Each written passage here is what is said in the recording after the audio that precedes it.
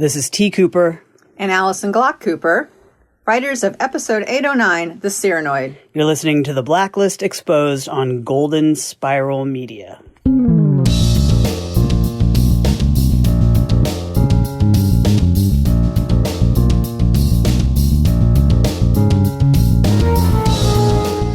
Thankfully, I only dip my wicks in wax. Welcome, everyone, to the award-winning The Blacklist Exposed podcast. I'm Agent Troy Heinrichs. And I'm Agent Aaron Peterson, and honestly, I think we've all dipped our figurative wicks in the wrong pool now and again. Am I right? I know I'm not alone. All right, thanks for joining us yet again for number 35 on the Blacklist. The Cyranoid, written by Allison Glock Cooper and T. Cooper, and directed by Andrew McCarthy, who's becoming pretty much my favorite director on the show, I think. Not to play favorites, but I enjoy when he's doing an episode. Show notes and other intel for this episode of The Blacklist Exposed can be found at theblacklistexposed.com. Since it's only New York directors, I think he's the only director. Yeah, I mean, they have to keep it light, right? Because of COVID times. They sure do. But it's coming to an end soon, people. Coming to an end soon, hopefully. If you're new to the podcast, welcome. We basically have our profiling question of the week at the top of the show where we answer some feedback from the week before's episode. Then we get into our case profile for the Cyranoid, and that is not similar to Cylon or any way kind of robot-based, but we'll get into that later. We're going to skip Red's rhetoric this week because there really wasn't much story. It was more really focused on a really long interaction, which we'll get into, but we will hit some special agent intel at the end of the episode, so stay tuned for that. Some reflections on North by Northwest in the special agent intel, so it'll be fun to see where that all leads. But first, will we see Anne again, Aaron? What do we think? 14% say no, 86% say yes, and... Where did you land? Yeah, probably. I think, mostly because I thought I heard something. So, one listener definitely tried to spoil it for me. So, yeah. Now you spoiled it for everybody. Well, you can edit that out. You can bleep it. You can do whatever you want with it. But that's what I heard. That's why I asked, never tell me anything that doesn't happen beyond the current episode, because it really irritates me personally. I don't want to know. I'm not one of those people that just say it and then actually don't mean it. I really don't want to know. I really don't. I don't go read those articles. I just don't want to know. See, there's a difference between, like, we could assume Rakitin is going to be on a future episode because he's still alive, and someone actually telling you there's a future episode called Rakitin. I don't know if there is or not, but see, that's the difference. Speculation versus actual things that TV Guide throws out there and ruins the show for everybody. Yeah, if you know and you say it, that's a spoiler. That's the difference. Like, people always want, that's not really a spoiler. Hey, guess what? It is. If I didn't know it, it's a spoiler. My favorite is when they post 100%. All the pictures for the future episodes, and I'm like, those pictures don't tell you crap. They don't. The majority of the pictures that we've seen for the last couple of seasons have been the same pictures for the most part. Picture in the war room, picture at some restaurant, picture at Red's restaurant. Think of all the commercials for the last several episodes where they show Liz's face. I'm like, you haven't seen it yet, have you? So I don't trust much of what comes out. The left side of Liz, the right side of Liz, the back side of Liz. Lord. All right, well, we'll come back to that. But some of the listener thoughts. Douglas Baumgardner thought she's either the woman from the woman's shelter or she's a plant, which, possible. I got to be perfectly honest. I'll be disappointed if she's anything but a genuine person, because I feel like that's been done to death. The fake love interest is actually someone nefarious, double agent, bad. I just feel like that's been done to death, and I would not want to see that done. I am with you. Personal choice. I would hope that she's just a nice, sweet lady. I would love to see that. I think that would be a much more interesting arc for me than it would be to have someone nefarious. I think it would be more interesting to see Red try to grapple with the prospects of a love life after everything he's done. I think that sounds fascinating. Or another double agent does not. Yeah, or she could be the woman from the shelter from Rosfiat, and I would be happy with that too. I would not. That would just annoy me. Kimberly Torma said, I do not care. At least she got Reddington upright on 2 feet and out of the kitchen. I like it. I like it. Berlina Black, if foreseeing the last scene of the episode, Reddington ringing the doorbell and her opening the door. That'd be all right. That'd be nice. That'd be nice. D.D. Elliott said, she'll be back. I'm just not sure how, but I hope it's with Red showing up at her door to apologize for standing her up at the movie and tries to make it up to her. I almost read that with make it out with her, but either way, see, I'm a firm believer that anybody that stands you up for a Hitchcock movie is not worthy of being entered back into your house. So as soon as he opened the door, if I was her, I would just slam it shut. And Monica Stolfa, I fear if she does come back, then she will be in grave danger. I hope I'm wrong. See, that's more interesting to me than another plant or rogue agent or something. Or Liz set her after him or something. I just don't like that. We've done it. We've done it. Let's do something different. Let's just hope it's grave danger and just not in grave. That would be kind of sad. And no, we haven't necessarily done it with Fred. I just mean other characters have had that. Hello, Liz Keene. I mean, Tom Keene. I can't do another Tom Keene. I just can't. No, can't. Well, what do you want to hear from the listeners for next week? I want to know what you think Red's 30-year project specifically was. See if we can get anything interesting. What have you pieced together from all this of 8 years? What do you see as actually his 30-year project? Finding the last piece to the puzzle. That's the lamest answer. So come up with anything but that, and you have a chance of being right on the next week's show. What is the secret ingredient in the secret sauce of the Big Mac? It's literally Thousand Island dressing. It totally is. I solved it. The case is over. Boom. We're done. Go home. All right. Well, before we get another swamp creature neutered, let's get into this week's case profile.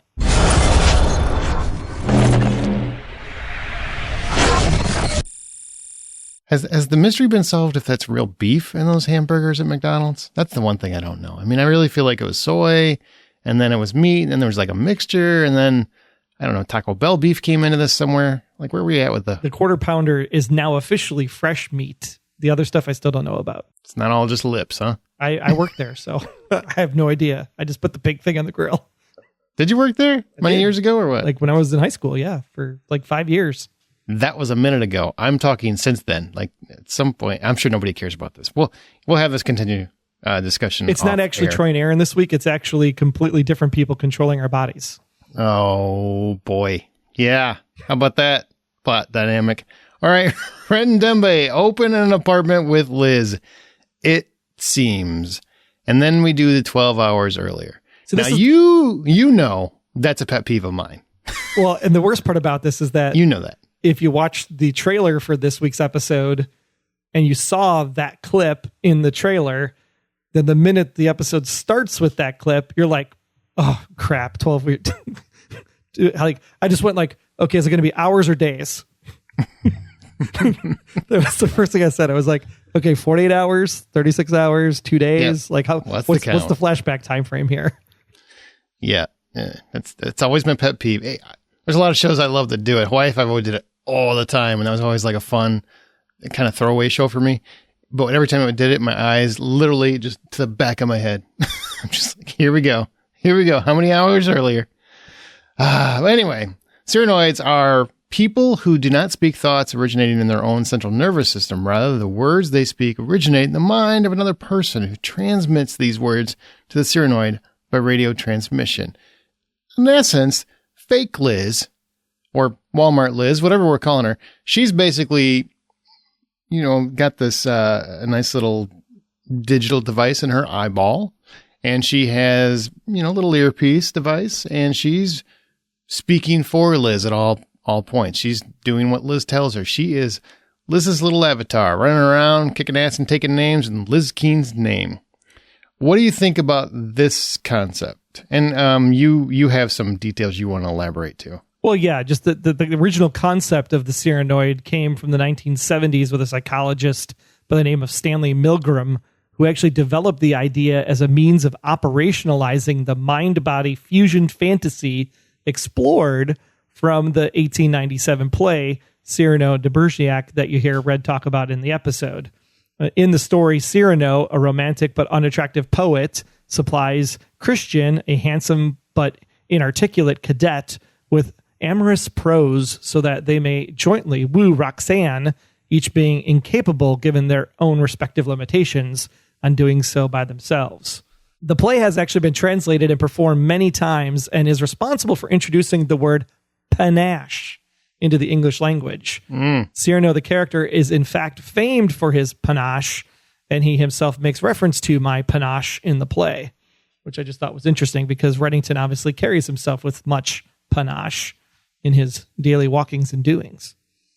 All I heard from that was Roxanne, which is a nice little spin on this whole story. And it's a wonderful movie starring Steve Martin. So you should definitely find that one. That's far more interesting than the play. I firmly believe that. For those that might not have seen Roxanne, what's the gist of that movie? Steve Martin has a fantastic nose, and he's trying to woo the lady through a stud. And then he comes to find out he kind of loves the lady because he doesn't think she would ever appreciate him. So he helps the guy try to get her. It's a great movie. Go watch it. Very romantic, sweet movie. I just watched Father of the Bride. Steve Martin's one of our greatest comedy icons. What did you think of this concept of basically someone doing your bidding, almost having like your own little Terminator? I loved it. I Yeah? thought this was super, super cool. This was a creepy, weird concept and very Blacklister-ish-esque, whatever thing you want to add to the end of that. And I was completely on the edge of my seat the entire time. Because the one thing I was trying to figure out was, how does the person become the Cyranoid or the stand-in, and when do they become themselves? Because you can't figure out like when the controller is talking and when the human is talking. And I thought that was really interesting. Like, is there like an override, and does it attach into the brain somehow? But like, when can you talk and when can she talk? Or is the person just afraid to talk because the contract, is there some kind of like self-destruct device inside of it? So there's more about this tech that I'm completely enamored by and interested in and want to go read up on now over the weekend. Okay, well, get ready, because I'm going to play the devil's advocate. That's a Pacino reference. So what I'm going to say is I partially like this idea. I think the idea itself is very clever and very intriguing, and I dig the tech of it. My issue is we're all coming up to mid-season. Liz Keane has been gone for 5 now. I mean, technically, 5, 6, Megan 7, Boone, the actress, 8, has been 9, gone. 5 episodes. Okay, so 5 episodes, and I feel like she's been the focal point of almost all of them. All but one. Yes. Yes, all but one. And this is another way to keep her involved in the show without actually being in the show. Because, look, we don't know what the reasons are. It's obvious the actress is not available or they're not shooting Megan for whatever reason. Whatever, she hasn't left the show. She'll be back. I know that. But what I'm saying is, then don't have Keane be the focal point of the episodes, because that is just, it completely pulls me out of the show doing this. All I kept thinking was it's kind of like, when you watch a show where you have an actor that passed away early, or something, and they just shoot behind shots or side shots just so you get the feel of who the character's supposed to be rather than the actual character. And it takes you out of it because you're just thinking about it. Where if it wasn't the focal point, I wouldn't be thinking about it. And do little teasers, do digital trails, emails, phone calls through other people, but doing this is almost like, look, we're going to have Keane in the episode, but she's not really in the episode, but she's still in the episode. And it just does not work for me at all. All I did was think that this was a distraction from the episode for me. But see, you understand what I'm saying? But exactly what you said happened in episode 5, 6, and 7, where there was the digital trail of Liz. Her presence was felt. It worked better. It worked better, but you didn't like that either. I didn't like that either, because I just, if she's going to be gone and she's going to be making this ominous empire, I don't need to hear, she doesn't need to be the focal point of every single episode. I just feel like you can't have it both ways. My opinion. I don't think it works as well as people seem to want it to work. It is distracting more than it is involving and immersive. I don't feel like it's any problem with the plots or the characters, the actors, or anything like that. I just feel like it's something that I understand why they're trying to do it. It makes sense to me. I just don't think it's working for me personally as well as they would like it to, at least, but I could definitely be alone. I could definitely be alone. I'm just saying, I would, if she's going to be gone for whatever the reasons are, and we won't talk about that because we don't know the answers and we're not going to speculate. We just don't do gossip here. It's just not how we do our podcast. Whatever the reasons are, if Liz isn't going to be there, then let's make her a minor portion of the story instead of the central point to 4 of 5 episodes. That makes it distracting, more distracting than it needs to be. So then I would take the counterpoint and say that I love this direction for the season, because I think what we don't know is what's the end game of this whole thing, right? And having Liz be in the shadows, Liz doing the things that Reddington might have done, say for the 4 years he was disappeared from 90 to 94, or even from 94 until when he shows up on Liz's doorstep. I think that this is a real interesting twist on the concept to make us go, oh, well, she really learned from the master and she can do the things that the master can do. And she's even kind of better than the master, which I know some people will kind of cringe about, but she has FBI experience. She's got profiler experience. She now has the criminal experience. So yeah, she could maybe even one up Reddington, because new technology, new game, younger school of thought, different thinking. I have no problem with any of that. The problem, because I firmly believe that totally makes sense and it works on the character. I get it. She's got 100% access. She can do it. She can also learn how to make a concentrated blast. Yeah, I said it. And I don't have a problem with that aspect of it. What I'm saying is the portion that I am a action speak louder than words guy. Through in every aspect of my life, actions speak louder than words. All I've seen in 4 out of 5 episodes is people tell me how awesome Liz Keene is because we can't see her do it. That works the opposite for me. That comes across less impressive. I see Keene doing it. Okay. I'm like when she did the bomb, I dug that. I thought that was cool. She's put the whole thing up because she's in frame. You see her. When you're trying to showcase different ways to hide the fact that she's not there, it takes me completely out of that scenario. And all I'm thinking, I'm just distracted and I want to be immersed. That's what I'm saying. It's distracting, not immersive for me. Yeah. And I'm the opposite. I'm like, whether she's in the scene or she's not in the scene visually, I know that her presence is doing all of this stuff. And I think it makes it much more intriguing to be like, well, how is she pulling that off? And what's she doing? And like we were talking about, like, how is she going to use Chemical Mary? Boom. Answer 2 episodes later. It was great. Loved it. I have no problem with that. I have the problem with the way we're handling it. Yeah. The actual character of Liz Keene, that's what's distracting to me. It's just not working for me. So hashtag Team Aaron, hashtag Team Troy. Whose side are you on? Do you like the season story and how it's breaking down with Liz off screen, or do you want Liz back in the show doing everything herself instead of through some patsy? It's not about she has to be in the show. Like you can work around it. I feel like it's an easy workaround, and just have blacklisters through the week and just do, bookends or something like that. But to have the central plots of 4 out of 5 episodes be centered around Liz Keene and she's not there, it doesn't work as well as Berlin did, because Berlin was an enigma. We know Liz Keene. We know the character. We are invested. So like when I saw the doppelganger, there wasn't a second or moment that I thought that's Liz Keene, because she doesn't move at all like Megan Boone does. Oh, when she went to the window? There was literally, yes. Her movement it is not Megan Boone. I mean, I've watched her for, 7 or 8 years. Maybe that is an uncomfortable thing, but I know how she walks. And it's just, it wasn't her. Yeah. I knew that. But I mean, and anytime, and this because you've watched TV so much, anytime you don't see a character's face, they're not in the episode. Well, yeah, I think this was the hard part of this episode. I mean, I'm sure there are fans out there, like not the super diehards and the ones that are like picking it apart and watching it 3 times a week, to get all the clues and the answers. But there are the general audience who would actually believe that this was Liz for most of the episode until you get the, oh, she's not Liz. What is it? What's going on? So from that person, I think sometimes we're maybe overcritical in a lot of because we my wife is not a super fan. She just enjoys the show, and as soon as she saw her, she's like, well, that's not Megan. Yeah, seriously, like 3 seconds. But your wife talks to you. I mean, but I don't talk to her about this, and she doesn't listen to the podcast. So I keep this pretty much to I let her, because I don't want, my over my over deciphering of things to affect how she enjoys the show. I just ask her if she enjoyed it, and then I'll talk to her about whatever she wants to talk about the show.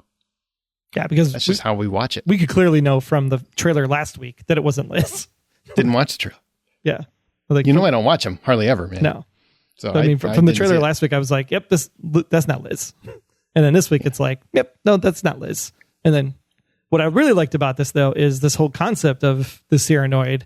Because then when it wasn't Liz, I was like, well, how are they going to pull this off? And then and now you're roping me into the story and the understanding and the concepts and going through the whole, is she just playing Liz? Is it like the forecaster where she's got like radio in her brain kind of thing? Like that's the part of the episode that intrigued me, was how is this all going to play out?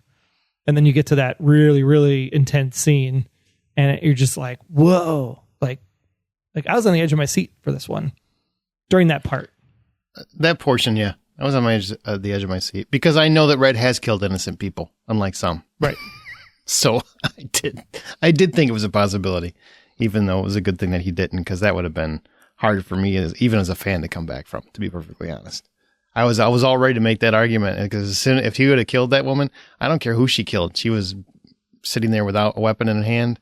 That would make him a pretty awful person. He's already done that several times. So would it be equal? I guess that's the dilemma now. If she would have died, is it equally Liz's fault, or is it 100% Red's fault? 100% Red's fault. Just like when Kaplan got shot. It wasn't Kaplan's fault. 100% Red's fault. Yeah, but Kaplan wasn't being controlled by another person. But Kaplan made choices that led to Red thinking he had to put her down, and he did so at his own merit. So well, yeah, but I agree with that. I mean, that's 100% Red's fault. Here, it's like Liz is controlling this woman and not letting her do She's the not thing. Controlling her. There's no control element. That's a mistake. She paid her to do a job. She was functioning as her avatar because she was pleading for her life subtly while she was responding. So she's not being controlled. Then why don't she just run away? Because there's two guys with guns looking right at her. I mean, she put her in an eye, what do you call it? Contact lens and a earpiece. That's all she did. She wasn't being controlled. She had free choice. She could have left and been shot. So yeah, 100% Red. 100%. That's why I'm wondering if the earpiece or the eye thing had some kind of like, what do you want to call it? Cyanide. If you disobey the client, then they can like override you or like trigger something and electric shock you or something. Or I don't know. They didn't go into that. That would be some impressive tech, but I didn't see an example of it, so you can't use that as a reference. You can't say yes, that was the case.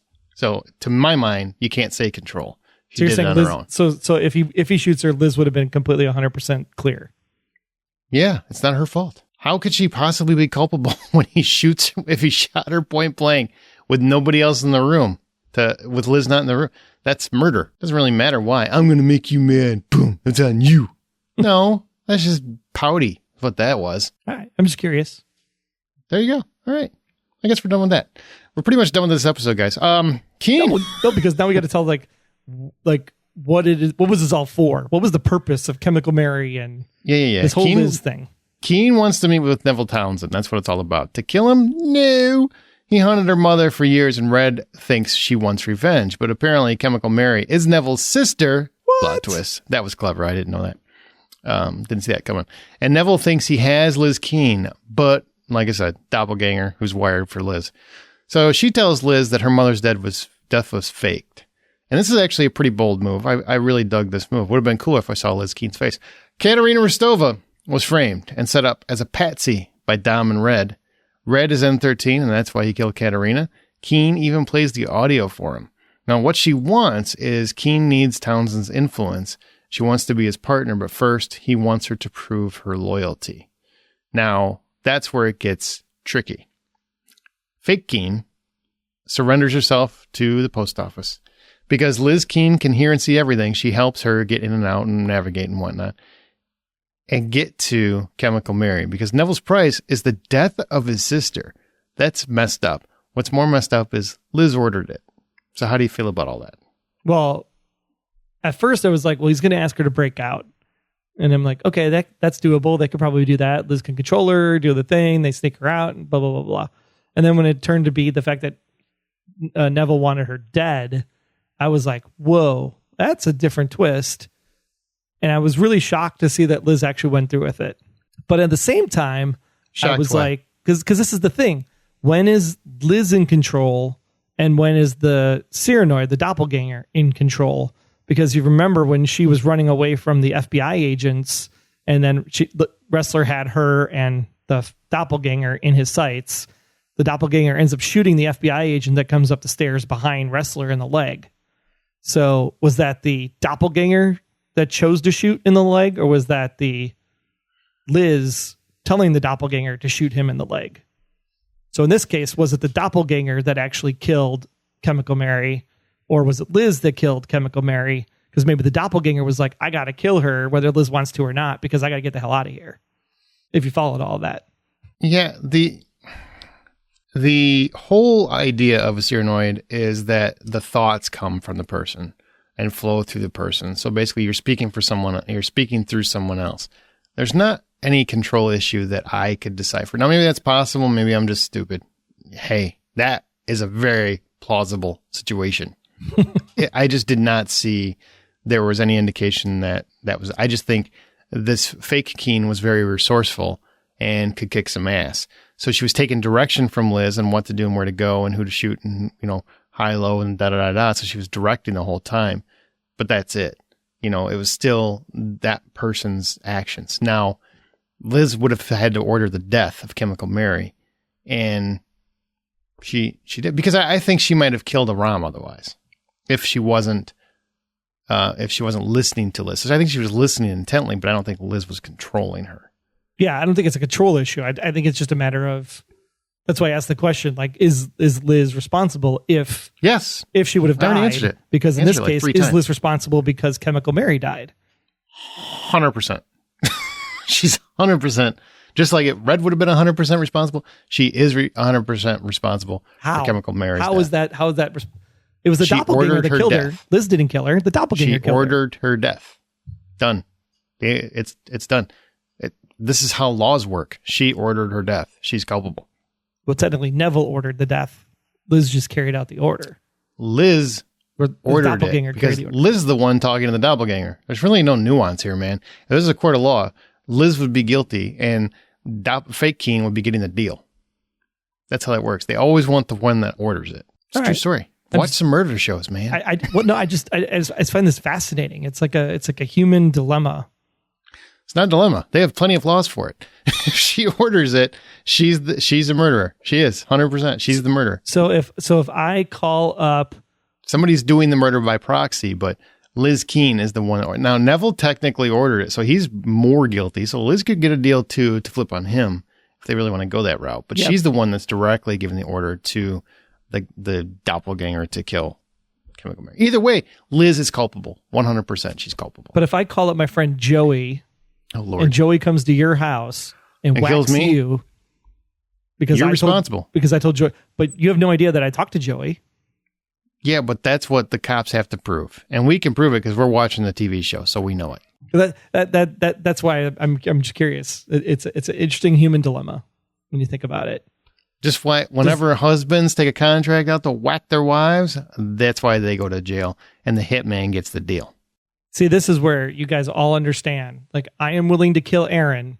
Aaron is willing to kill his spouse, just for the record. That is not what I said. That is not what I said. You said if you take a contract to correct. I came up with an example that kills my best friend. You came up with an example that kills the wife. I'm just saying. For the record. I was speaking of about a bazillion murder shows. I would never do that. I firmly believe divorce is easy. just go do that. There's no reason to go to crazy lengths over whatever. I'll keep handing you the shovel. I'm just letting you know that would never, ever. Nope. All right. So that happens. And then, so that's it. That's it. Show's over. Well, we got some character stuff. What do we get for music? Nothing this week, actually. It was all Dave Porter on the keyboards and the synths. Really great stuff. I felt the pulse pounding action through that. So hopefully they're saving up for some big budget music for the rest of the season. I really love when Porter gets center stage. I really do. I do. I It think really he does adds a to great the job. environment. And then, because most of the time it's like that same kind of like pounding bass line kind of stuff, you know, that ominous. Sometimes when he gets to play the other stuff where it's more light and fluffy, I kind of like that. Well, I really dug the technical aspects of it. And like I said, it was just the distraction portion that bothered me, but I already talked about that. I don't need to keep going back to it. So we have characters. We got Panabaker. She shows up again. We always miss her. I love the dip your wick in the fugitive end of the swimming pool. That was an interesting comment. Everybody knows that Wrestler and Liz did it. That's what we know now. And then she talked about neutering your fair share of swamp creatures. I think just we need like a new segment of like, you know, wise sayings from Panabaker or something. Yeah, I do vocabulary. I like that she was advocating for she can't turn her back on this. You know, Liz has gone too far. She has. Mm-hmm. And this is definitely, it was about time. Cooper needed to put the hammer down, but let's hold off on that for a second. Wrestler works in the LD pest control van. Now that seems a pretty obvious surveillance van.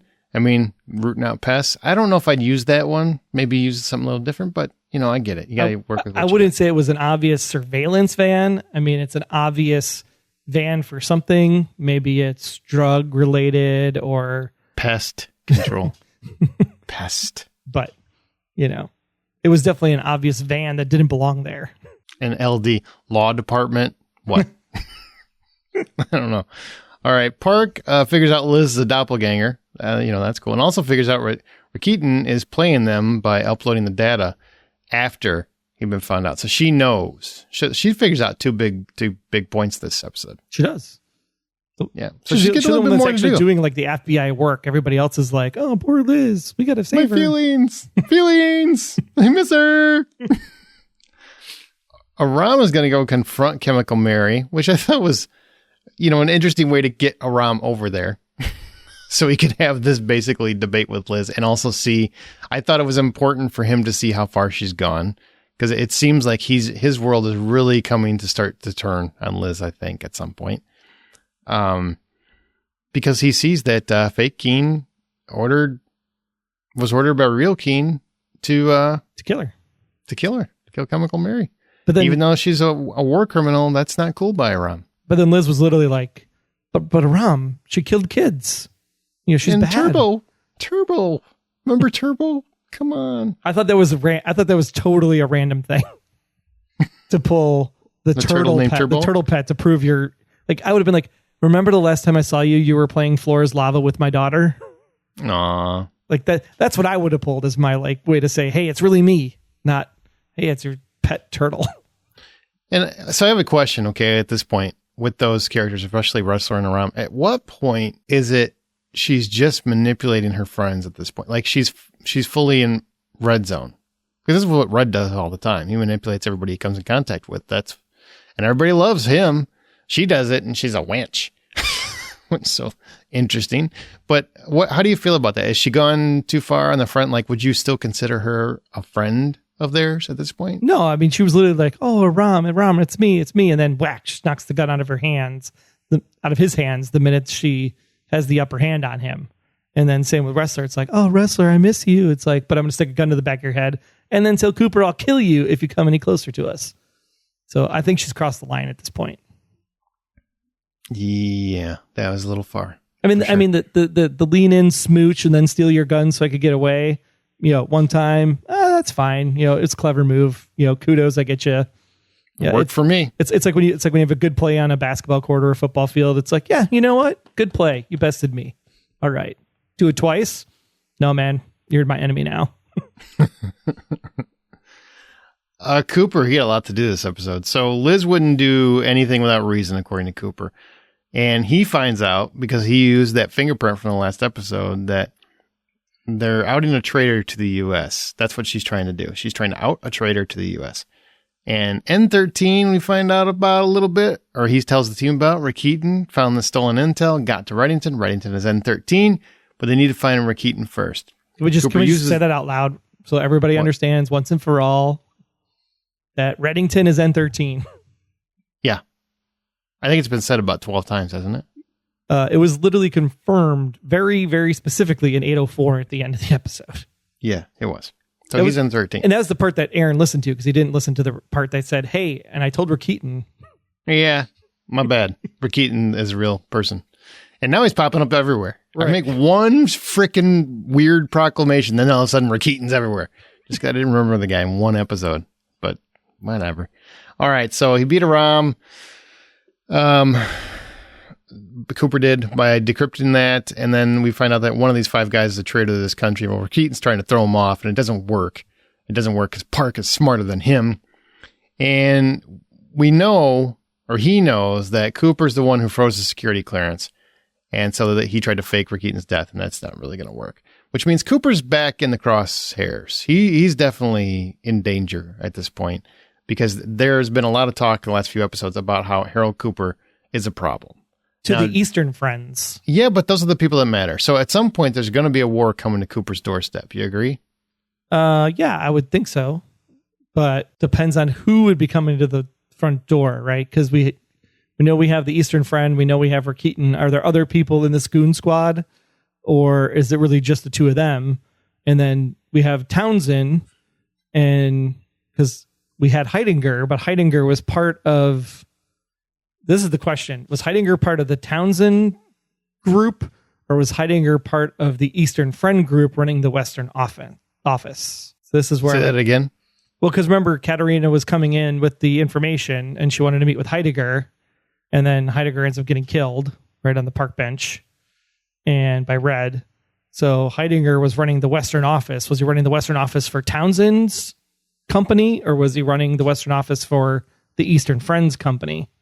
Because I think Townsend and the Eastern Friend are on 2 different fronts, like FBI, CIA type of thing. Interesting question. So what do you think? I mean, I think the Townsend Directive is something that's completely independently separate from whatever the Sikorsky Archive Eastern Friend stuff is. And they're both connected to N13 in some way, shape, or form, but I don't think they know about each other, or if they do, I don't think they're wanting to work together. I could buy that. Yeah, that seems right to me. I mean, it feels like we have 2 cabals. Probably 5 at this point. At least 3, and Red's in charge of 1, in case anybody forgot. Yeah, well, they haven't really come back to that for quite some time, but I guess we're just meant to assume his criminal empire is the cabal at this point, right? Yeah, I mean, unless when he went bankrupt, he couldn't fund the cabal anymore, and the cabal disbanded, divested into smaller cabals. Bring that up in the show. A mini cabal? Yeah, maybe. Little C? All right, well, he ordered... At that point. Yeah, he orders an arrest warrant for Elizabeth Keene. So it's official. Elizabeth Keene is no longer an FBI agent. She is officially wanted for murder. What do you think? I think Cooper is staying the character. I think it's the writing the character the way they should be writing the character for the show. Yeah, it's about time. Cooper's realizing this is it. This is the point. This is the line that you can't cross. Therefore, APB on it. Get him blue. It was about time. So moving on to Red. I'm engaged in a 30-year project. If you jeopardize that, I'm going to put you down permanently. So 30-year project. Did that stand out to you at all? Were you like, well, what specifically is the project? Well, or did you just assume that had a Liz Keene reference to it because you're... Well, I was thinking like, okay, if this is a 30-year thing and this was all premeditated from the start... That means endgame. That means there was an endgame the whole time that he's working toward. Right, from the get-go, from the jump. And so that question becomes then, if all of the theory camps that we've come to love and talk about throughout the course of the years, this either makes it sound like we're all wrong. I hope so. I think that'd be fabulous. That would make and it's something we haven't even thought joyful. of, which sad, but would be totally awesome. That's kind of what I'm hoping for. It's like if it's not my theory, it's something nobody's thought of. That's what I'd like to see. Of course, because you wouldn't want to be wrong. Like you just can't live with just being wrong, right? Nobody in the world can handle being wrong anymore. It's okay to be wrong. I'd be happy if I was wrong, as long as it's something else other than as long as no one else has thought of it before, which means no one else is right. You have a serious problem with admitting that when you're wrong. It's okay, I promise you, to just admit you're wrong. It's okay. I promise. It's not a big deal. Never. Like my daughter, you can never just say you're right. It's always like, well, you're not wrong. Yeah. Well, 30-year project makes me feel like it's been something. It's been intentional for a specific reason, and there's an end game. That's what I get out of it. Well, then either scientific study of some sort or an end game of some sort. And I really hope it is something we haven't thought of. I think that would be fantastic. And I still, to this day, hope he's really someone insignificant. I think that would be fabulous. Just like I wish Star Wars would have stuck with that. I think that would have been a great ending. Not everything has to have connections to stuff we've already seen. He can 100% be a character we have not seen. I've said this for so long. He could 100% be a character. We just haven't needed to know the story yet because we haven't gotten to that point in the story yet. And where we went back to like the first episode in the pilot and did all the... Where you want it all connected to... Well, the theory people are like, before. He's a criminal. Everything is about me is a lie. And it's like, maybe they told us the answers from the beginning. Maybe they told the answer from the beginning. Hey, must be good to be home.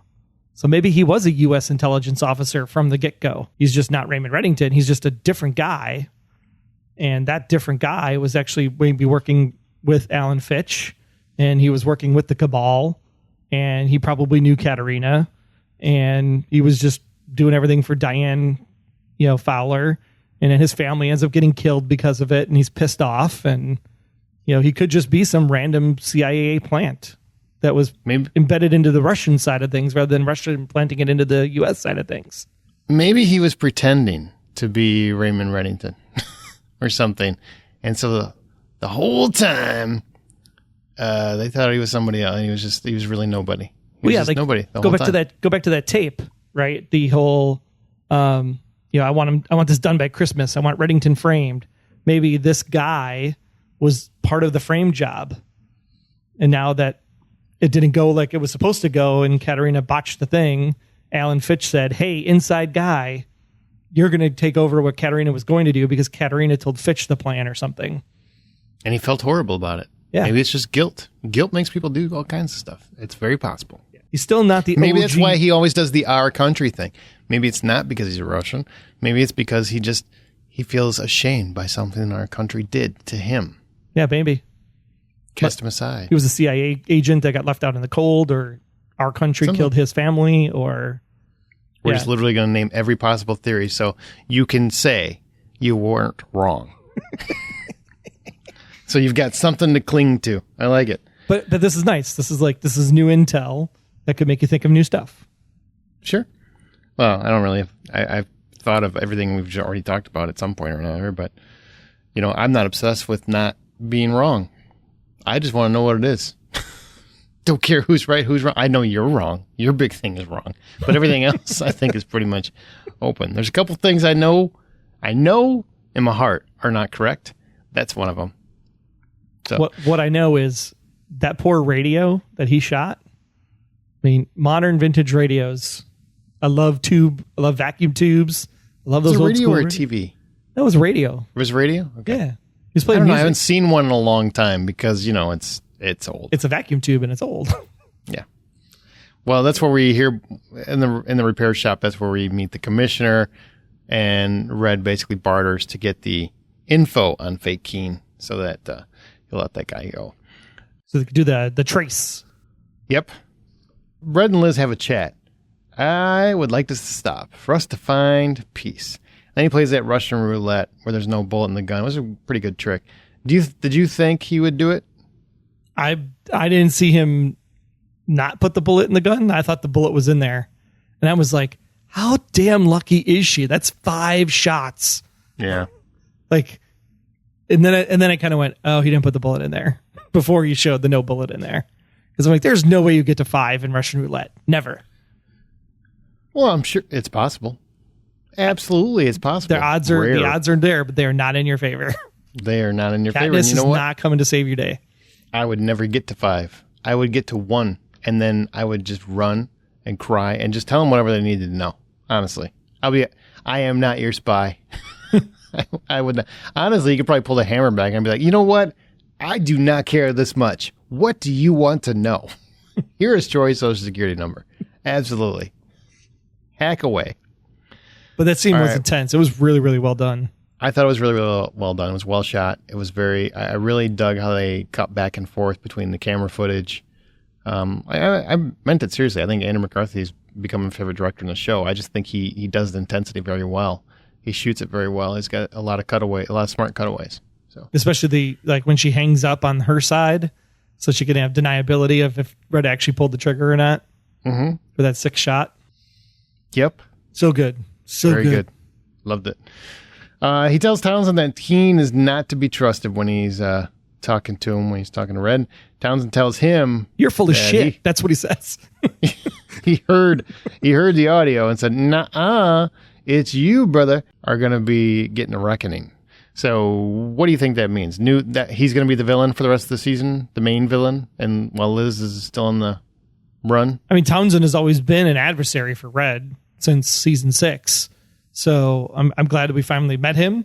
I think the bigger thing that I have a question on is Townsend's help, because there was something weird about the way that the episode closed up shop.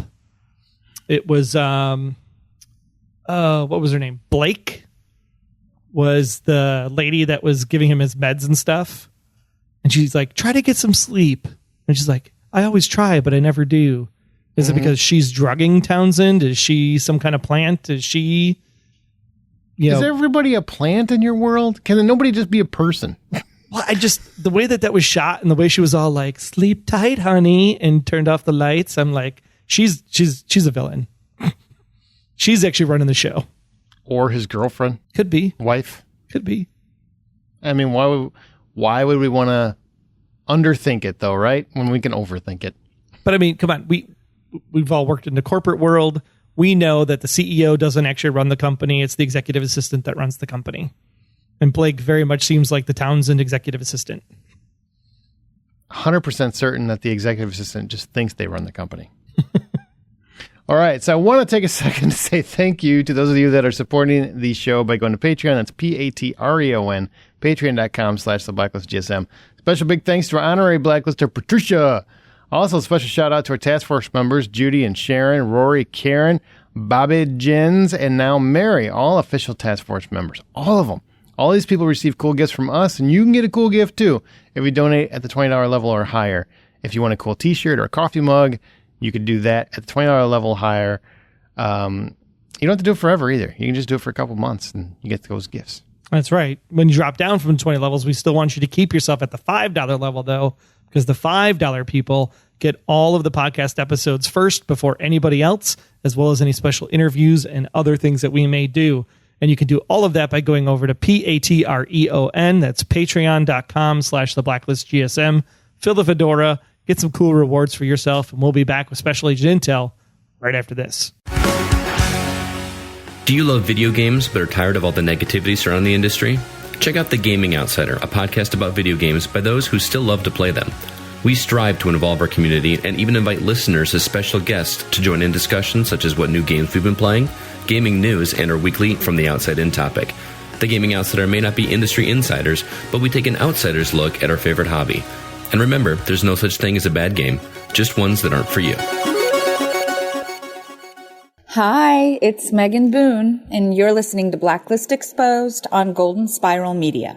All right, Special Agent Intel, Julioda on Reddit. I honestly can't help but notice that this season has been getting much more positive feedback and approval from this diehard fan base. And with all of these thankful cries that the show isn't shitting the bed in its final season, I can't help but notice, are we all enjoying the show a little more because Keen isn't on the screen being a total idiot or crybaby?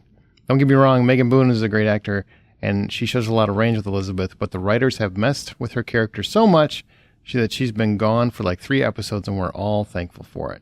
Julioda, don't say all. I'm not thankful for it. I think I just went through that. What do you think about what this person says? Well, we haven't not disagreed with this kind of line of thinking where sometimes the Liz Keen character, I think, has had some writing challenges for she was back and forth. Flip-flopping. But I think it's fit a lot of what has been on the screen, but you know, we've had that debate. Yeah, we've had that debate, right? Megan, it's not Megan's fault. She's working with what she's given, you know, and the character hasn't really been, as front and center as Raymond, as James Spader's character. And I think that it suffers at times, for sure.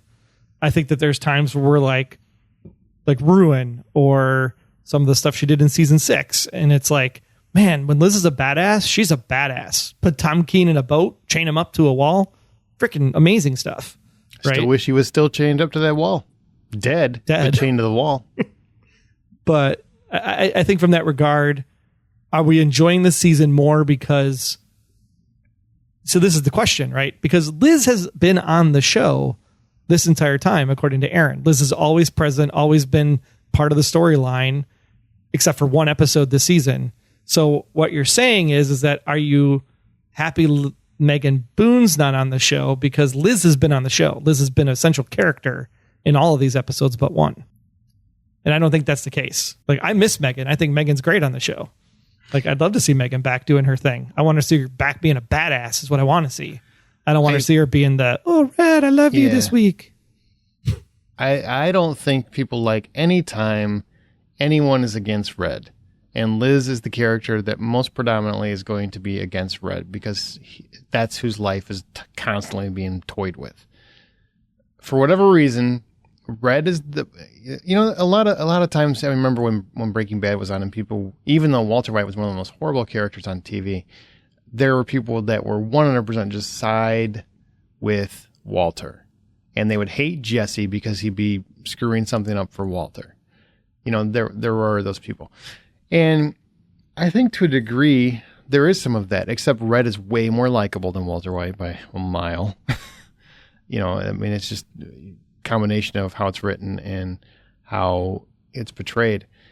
And so people are they don't like the going against Red aspect. And that's what Liz, the character, has always had to do because she's the one whose life is turned upside down by this guy. And I think that's where a lot of that comes from. Now, I don't think Liz has been out of the show. I would honestly be happy if Megan's not going to be in the show for a certain period of time for whatever reason. I would prefer that she wasn't a predominant part of every episode because, like I said, it distracts the hell out of me. I don't agree with this. Everybody's enjoying the show more. I don't find this very enjoyable. It's becoming very distracting for me and frustrating as a fan. So I don't agree with that. I mean, I've still enjoyed many of the episodes this season. It doesn't mean that either. I'm just saying, I don't think you can ever say all. I just never think that's fair. I mean, people on the internet is not all. That's just the most vocal. And sure, there's a lot of vocal support for Liz and vocal rallies against Liz. I mean, it's whatever side you're on, you think you see more of, most likely. What I can tell you is that I am thoroughly enjoying season 8 way more than I enjoyed season 7.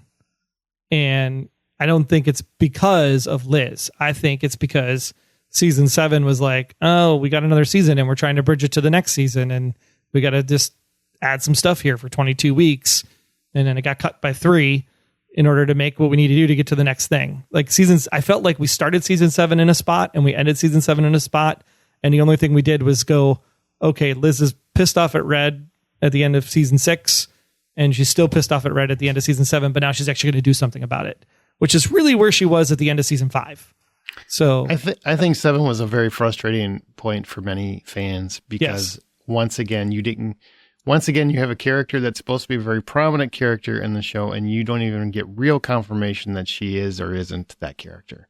And that is frustrating on a show that's kind of done that push and pull for a long time. But I could also say that in season 7, I had a real problem with the Liz character because, like, you're a profiler. You're just like, you're so gullible with this nanny coming into your house and hanging out with your kid. Oh yeah, totally watch Agnes. Like, you protected Agnes like I don't know, like your pair of socks. I mean, it's like you're never going to lose them, right? They're on your feet the whole time.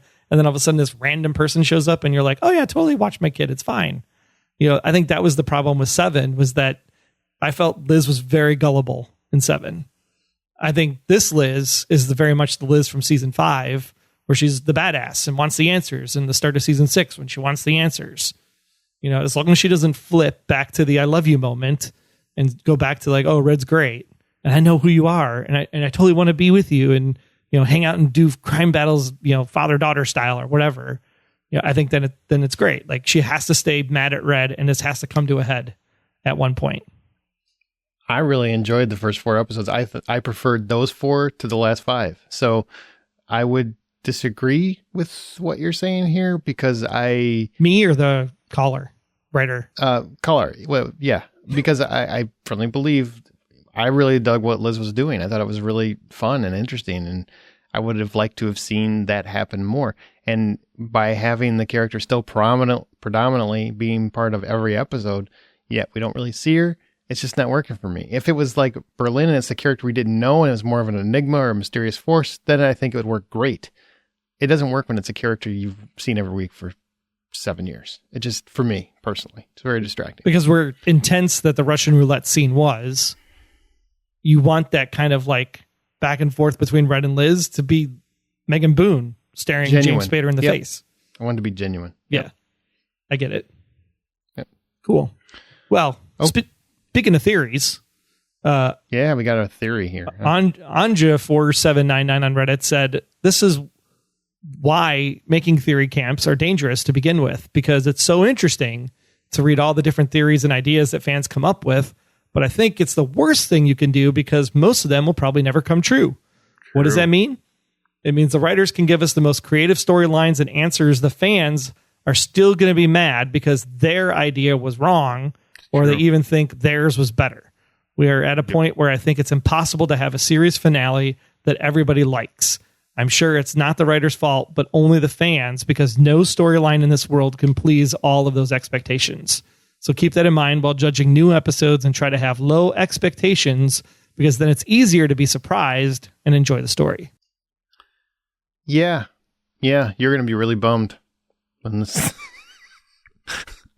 I can almost promise you that one. You're going to be bummed. You are. Like the people that had expectations about a certain show with an island, where if you just enjoyed the ride, you enjoyed the finale very much. I enjoyed the character ending, didn't enjoy the island ending because they kept acting when they kept writing themselves into a hole. They couldn't address that they had written themselves into a hole, and then they made some really dumb creative choices the last season. But see, Liz is the island. Liz is the MacGuffin. It doesn't matter. Wasn't a MacGuffin, man. They made it a point every episode. Amolium says, North by Northwest connections. Spoilers.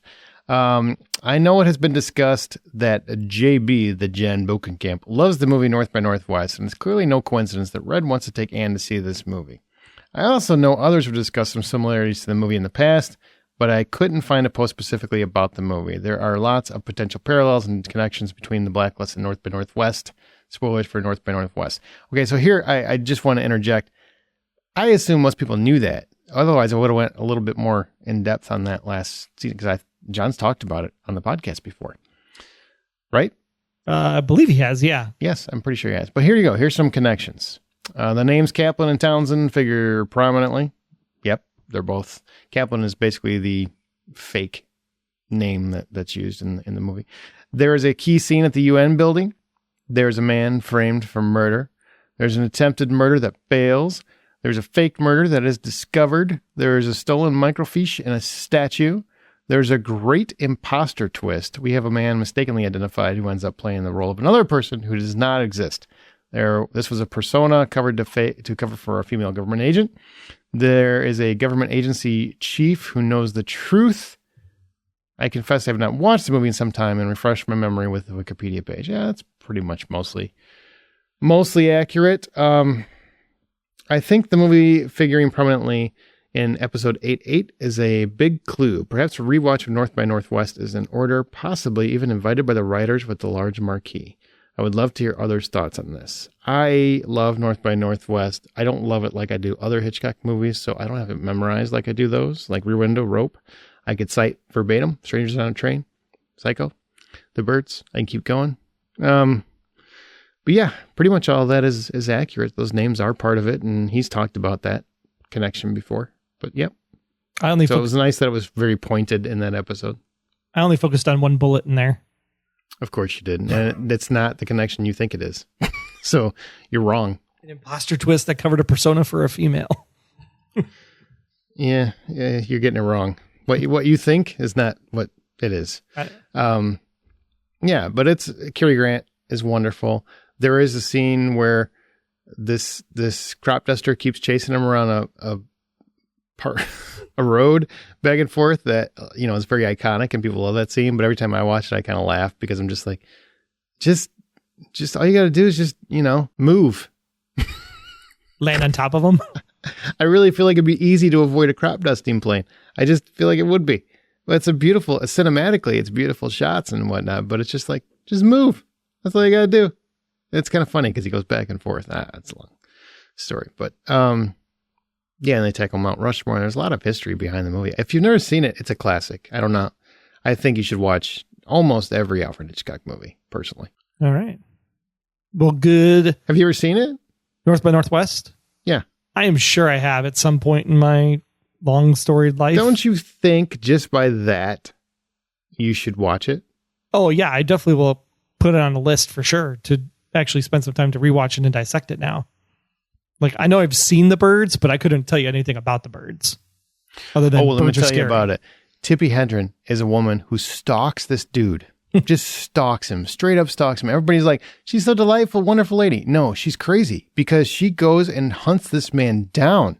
It's not healthy. But then again, if I was him and Tippi Hedren showed up, I'd be okay with it. I'd be like, she's a little crazy. I don't know why what are you doing at my mom's house in the middle of nowhere with some freaking birds? It's just weird. I'm a little scared. I saw this movie. I will not be ignored, will I? All right. Well, if you have any thoughts or theories that you'd like to share with us here on the podcast, you can go ahead and do that over on our website, theblacklistexposed.com. Fill out the form and it'll get over to us. Or you can just drop it on Facebook or Twitter at your leisure. That would be great. Love to hear from you. All right. That'll conclude the discussion. So now is the time to recommend the Blacklist to your friend, your enemy, or your neighbor. And when you do, please also recommend they listen and subscribe to us as you just heard at theblacklistexposed.com. And for more great Aaron and Troy hijinks, follow us on your favorite social media outlet. Over on the Twitters, I'm at Troy Heinrichs. He is at Aaron Smirks. Together we are at the Blacklist GSM. Talk about the show, the podcast, or whatever you want to talk about as we move into the end game of the mid-season here on the Blacklist. Big thanks for listening. Don't forget to answer our profiling question. What is that 30-year project we're talking about? It's raising a kid. At 30, you're just done? Boom! That's fantastic. When they're 30, you're done, because that's where your kid is currently at. I didn't know there was an end game, but I like it. Talk to you guys later. Until next time, I'm Agent Troy Heinrichs. That's at Troy Heinrichs on Twitter. And if you want to learn more about me, just visit, about.me/Troy Heinrichs. And I'm Agent Aaron Peterson. You can hear me talking about movies and TV on the Hollywood Outsider podcast, as well as Remake This Movie Right. We are available at thehollywoodoutsiders.com or on Twitter at 5popcorn. Be sure to subscribe, download the app, submit your feedback, but most importantly, keep yourself off of the Blacklist.